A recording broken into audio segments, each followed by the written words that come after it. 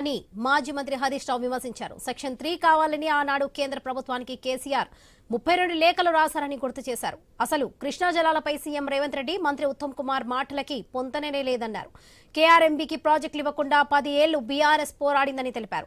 ఆనాడు జీవో రాకముందే రాయలసీమ లిఫ్ట్ ను అడ్డుకున్నట్లుగా తెలిపారు హరీష్ రావు.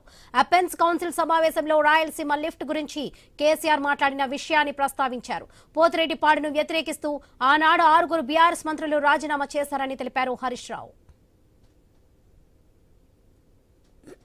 అంటే ప్రతి నిమిషం కేసీఆర్ గారు కేంద్రం మీద పోరాడి ప్రధానమంత్రికి లేఖలు రాసిండ్రు. కేంద్రాన్ని మెడలు వంచి ఒప్పించి ఇవాళ కృష్ణా జలాల పునః పంపిణీకి సెక్షన్ 3ని సాధించిందే కేసీఆర్ గారు. ఇవాళ వీళ్ళు పచ్చి అబద్ధాలు 299కి ఒప్పుకున్నారు. మరణ శాసనం ఎవరు రాసిండ్రు? ఇది చూడండి, 50-50 నిష్పత్తిలో జరగాలని 28 లేఖలు ఇవాళ బీఆర్ఎస్ ప్రభుత్వం రాసింది. తెలంగాణ ఏర్పడ్డ 42 రోజులకు కేసీఆర్ గారు తెలంగాణకు 69% నీళ్లు రావాలని, దాని ప్రకారంగా సెక్షన్ 3 కింద ట్రిబ్యునల్ ఏర్పాటు చేయాలని 42 రోజులకే కేసీఆర్ రాసిండు. రాష్ట్రం వచ్చిన 42 రోజులకు కేసీఆర్ రాస్తే వీళ్ళేదో కొత్తగా కనిపెట్టినాం, మేమేదో ఇప్పుడు 70 అడుగుతున్నాం, 71 అడుగుతున్నాం, మేము ట్రిబ్యునల్కి పోయినాం, వీళ్ళేదో కనిపెట్టినట్టు చెప్తున్నారు. ఆనాడు రాష్ట్రం ఏర్పడ్డ 42 రోజులకే, అంటే కేసీఆర్ కు నీళ్ల మీద ఎంత నిజాయితీ ఉంది, రాష్ట్రం మీద ఎంత కమిట్మెంట్ ఉంది, ఎంత పట్టుదల ఉందనడానికి 42వ రోజే. కొత్త సంసారం అధికారులు కూడా లేరు, మన ఐఏఎస్ ఎవరో తెలియదు, ఏడ కూర్చోవాలనో తెలియదు, సెక్రటరియట్ లో కుర్చీల పంచాయతీ నడుస్తుంది.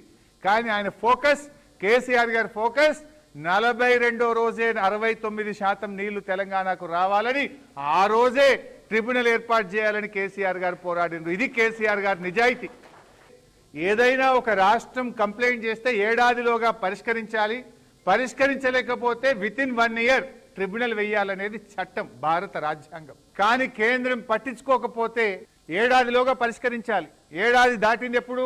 11/8/2015 కరెక్ట్ గా వితిన్ డేస్, ఒక్క రోజు కూడా వేస్ట్ చేయకుండా కేంద్రం 1 ఇయర్ లో పరిష్కరించకపోతే 2015 ఆగస్టులో మళ్ళీ సుప్రీంకోర్టుకు పోయింది. సుప్రీంకోర్టులో పోరాడినాం. సెకండ్ ఎపెక్స్ కౌన్సిల్లో వాళ్ళ కేంద్రం ఒప్పుకున్నది, లేదు మీరు విత్డ్రా చేయండి, సుప్రీంకోర్టుకి వెళ్ళి మేము ట్రిబ్యునల్ వేస్తాము అని కేంద్రం దిగొచ్చింది. 10 ఏళ్లు మనం ప్రాజెక్టులు అప్పజెప్పకుండా నీళ్ళు వచ్చేదాకా మేము అప్పజెప్పము అని పోరాడింది బీఆర్ఎస్. ప్రాజెక్టులు అప్పజెప్పకుండా కాపాడింది బీఆర్ఎస్. రాష్ట్రం వచ్చిన 42 రోజుల్లోనే 811 పంచాలని ఢిల్లీకి పోయి కొట్లాడింది బీఆర్ఎస్. వీళ్ళ ప్రభుత్వం వచ్చిన 40 రోజులకే ఈ ప్రాజెక్టులు మీకు అప్పజెప్తాము అని చెప్పి రాసిచ్చిండ్రు.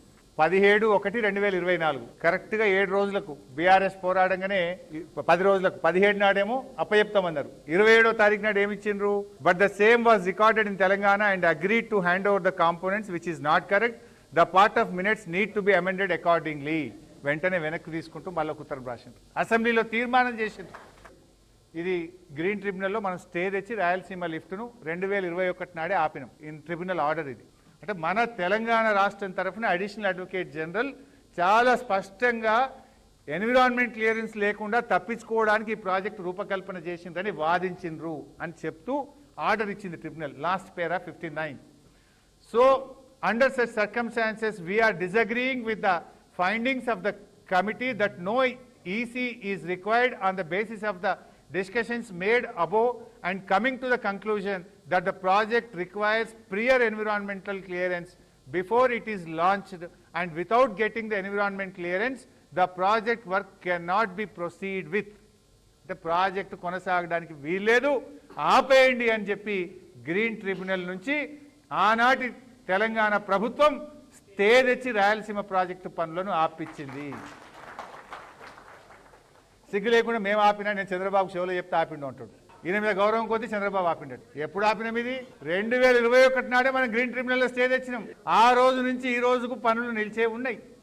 పోతిరెడ్డిపాడు కోసం పోరాడిందే బీఆర్ఎస్. పోతిరెడ్డిపాడు, పులిచింతల ప్రాజెక్టులు కడుతుంటే ఆనాడు మేము రాజశేఖర రెడ్డి గారి కేబినెట్ లో మేమందరం మంత్రులుగా ఉన్నాం. కేసీఆర్ గారు చెప్పిండ్రు, తెలంగాణకు అన్యాయం జరుగుతుంటే ఆ ప్రభుత్వంలో మీరు కొనసాగడానికి వీలు లేదు, ఈ అన్యాయాల్లో మనం భాగస్వామ్యం కావడానికి వీలు లేదు.